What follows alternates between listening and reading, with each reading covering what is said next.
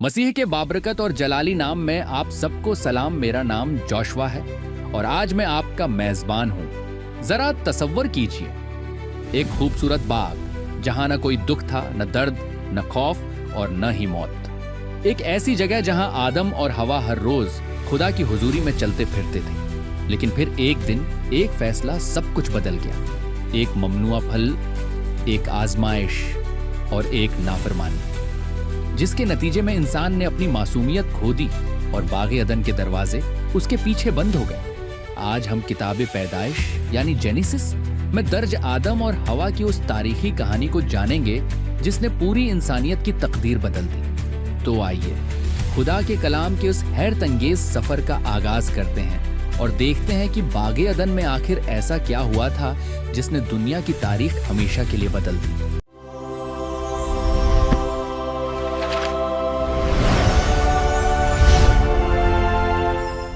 बाग़े अदन एक पुरामन और खूबसूरत जगह थी। आदम और हवा खुदा की हुजूरी में खुशी से जिंदगी गुजार रहे थे। हर तरफ खूबसूरत दरख्त, मीठे फल और जिंदगी से भरपूर मनाजर मौजूद थे। खुदा ने उन्हें बाग के तमाम फल खाने की इजाजत दी थी सिवाय एक दरख्त के। एक दिन बाग में एक सांप आया।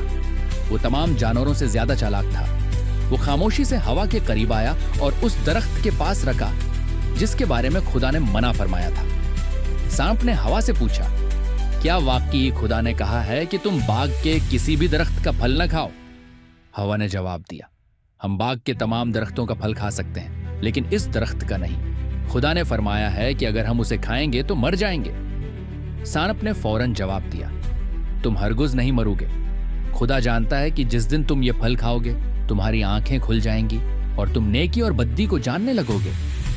हव्वा ने फल की तरफ देखा। वो खूबसूरत और दलक्ष नजर आ रहा था। उसने सोचा कि शायद सानिप सच कह रहा है। आहिस्ता आहिस्ता उसका दिल खुदा के हुक्म से दौर होने लगा। आखिरकार हवा ने हाथ बढ़ाया। उसने फल तोड़ा और खा लिया। फिर उसने वही फल आदम को भी दिया और उसने भी खा लिया।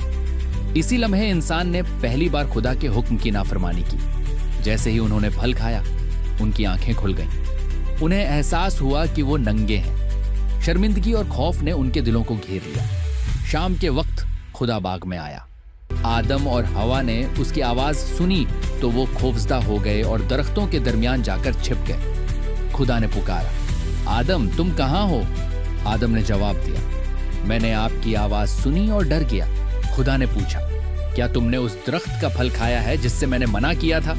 आदम ने कहा, जो औरत आपने मेरे साथ रखी उसने मुझे फल दिया और मैंने खा लिया।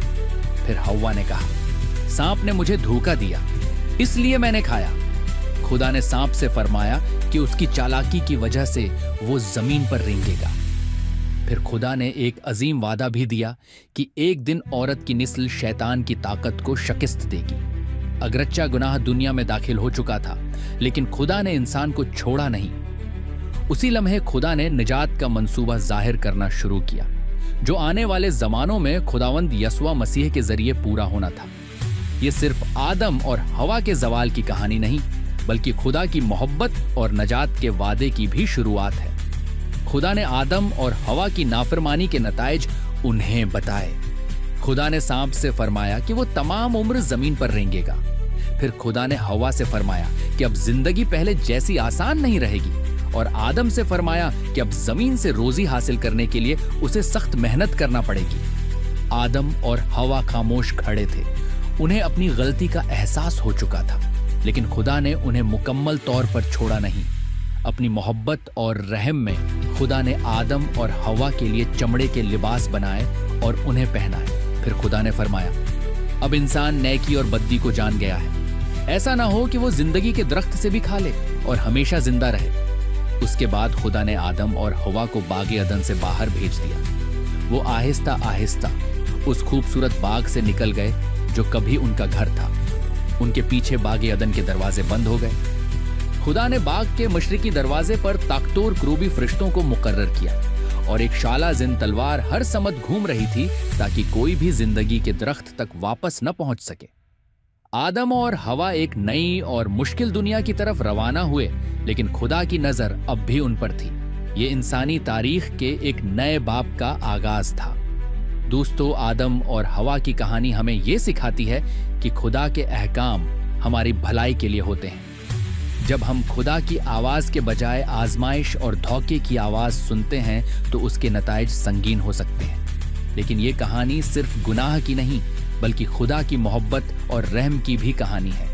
अगरच्चा आदम और हवा ने गलती की, खुदा ने फिर भी उनका ख्याल रखा और उनके लिए निजात का रास्ता तैयार किया। आज भी खुदा हमें दावत देता है कि हम उस पर भरोसा करें, उसके कलाम पर चलें और सही रास्ते का इंतखाब करें।